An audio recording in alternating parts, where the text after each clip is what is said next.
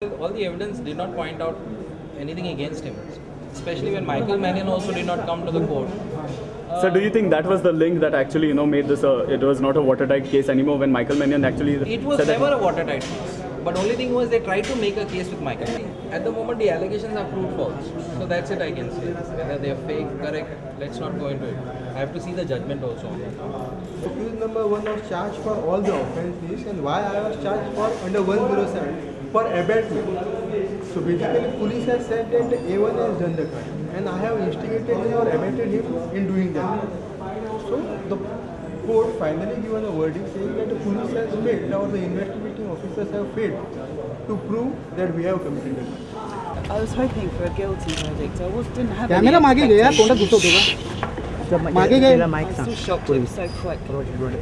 What is going to be your next step? I don't know. I would just say I'm happy. That's it. Justice has been prevailed. I'm happy. After trial of 8 long years, the Panji Children's Court has acquitted accused Samson D'Souza and Placido Carvalho in British teenager Scarlett Keeling suspicious death case. The prosecution failed to establish that the 3 drugs which were found in the Scarlett's stomach in the autopsy report were given by the accused.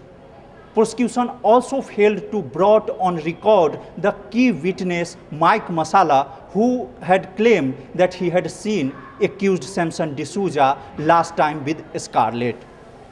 With camera person Shirish Mukesh Kumar for Prudent.